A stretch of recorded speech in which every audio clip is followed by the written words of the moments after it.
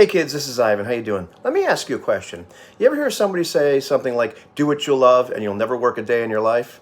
Yeah, me too. And then about 2 minutes later, somebody says, don't follow your passions. That's terrible advice. Do what pays.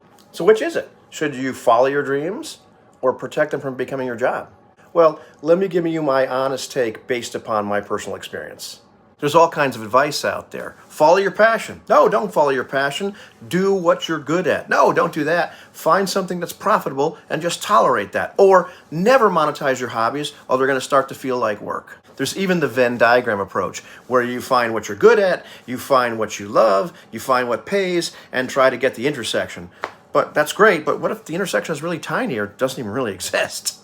Personally, I'd rather do something I enjoy most days, even if it's not my one true passion, than to work 40 hours a week hating life and just calling it realistic. So let me get real and share my experience. Yes, I have monetized a few of my passions, and yes, it does change your relationship with them, but it doesn't have to ruin them.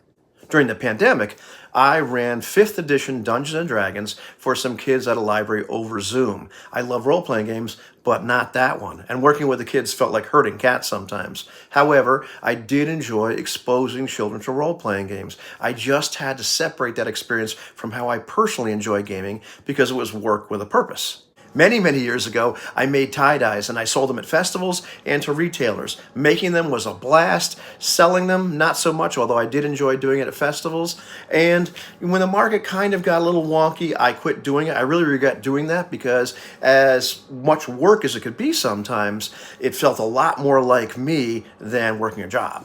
And the same with music. I play a lot of gigs. Yes, it's for money. And I played some gigs that I really didn't love. And I played with and done sound for some bands that weren't really that great. But in every experience, I was able to find something that I can enjoy about it. And YouTube, just like music, it started out as a passion, as a hobby. And now I'm thinking about things like titles and thumbnails and retentions and all that kind of stuff. And yeah, sometimes it can feel more like work, but it's a lot more alive and a lot more awesome than any day job I've ever had. The trick is not to let that part of it poison the creative part for me so I can still enjoy it. So here's what I've learned. It's not that monetizing your passion always ruins it. It's that it changes your relationship with it. And if you're not very intentional about that shift, it can ruin the joy. You stop doing it just because you love it, and you start doing it because you have to. And if you're not careful, that can turn into resentment. But the answer isn't to give up and just settle for work that you can tolerate. It's to design work that doesn't require you to recover from it.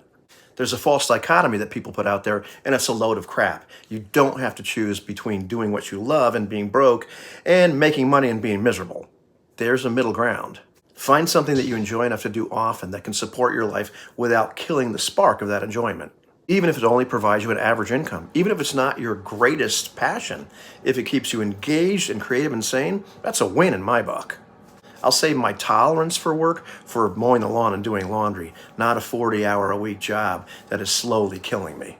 So no, you don't have to monetize your passion, but don't write it off either. Just don't assume that the moment you get paid, it's ruined. Structure matters, intention matters, and boundaries matter. If you're intentional, you can build a life where you're doing things that matter to you and you're still paying the bills. It might not be magical, but it will definitely be you.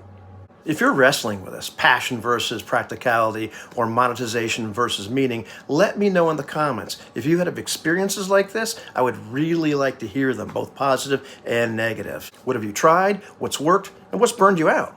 We all have stories and experiences, and maybe we can help each other build something better. So if you like this video, go ahead and like it.